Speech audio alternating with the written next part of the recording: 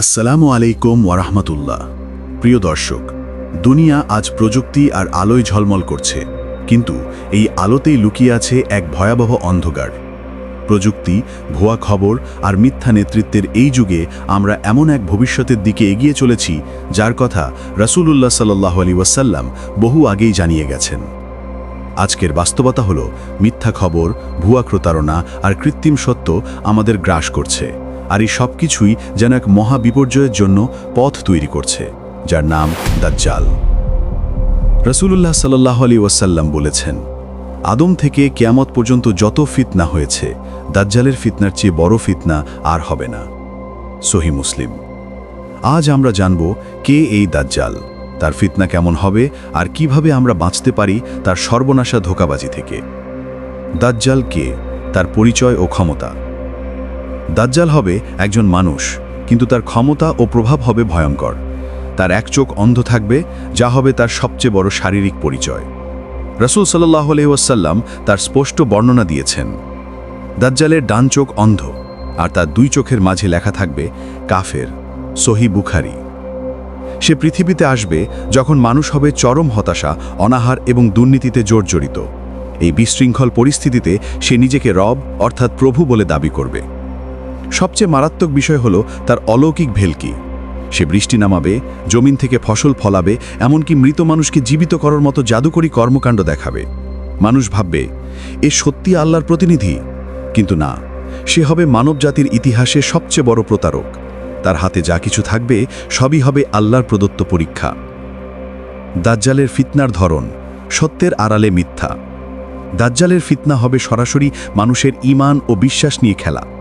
যে তাকে মানবে সে পাবে দুনিয়ার সব সুখ, পর্যাপ্ত খাবার, নিরাপত্তা, টাকা এবং খ্যাতি।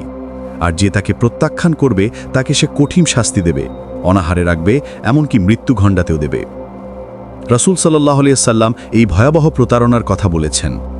দাজ্জালের সাথে জান্নাত ও জাহান্নাম থাকবে, কিন্তু তার জাহান্নাম আসলে জান্নাত, আর জান্নাত হবে জাহান্নাম। সহিহ বুখারী। আজকের আধুনিক যুগে আমরা যা দেখছি, মিথ্যা খবর, কৃত্রিম সত্য, যেখানে চোখ যা দেখে সেটাই আমরা প্রশ্নহীনভাবে বিশ্বাস করি, এই সবই দাজ্জালের যুগের জন্য মানুষের মানসিক প্রস্তুতির অংশ। সত্য মিথ্যা মিশে যাচ্ছে, আর মানুষ অন্ধভাবে স্ক্রিনের নির্দেশনা অনুসরণ করছে। দাজ্জালের সময় এই বিভ্রান্তি চরমে উঠবে। মুক্তির পথ, যে ব্যক্তি বাঁচবে তার ফিতনা থেকে। এই কঠিন ফিতনা থেকে বাঁচার জন্য আমাদের প্রিয় নবী সাল্লাল্লাহু আলাইহি ওয়াসাল্লাম আমাদের জন্য সহজ কিন্তু শক্তিশালী পথ দেখিয়ে গেছেন। আমাদের একমাত্র রক্ষা কবচ হল ঈমান ও আল্লাহর আশ্রয়। তিনি বলেছেন, যে ব্যক্তি সূরা কাহাফের প্রথম 10 আয়াত মুখস্থ রাখবে সে দাজ্জালের ফিতনা থেকে রক্ষা পাবে। সহিহ মুসলিম।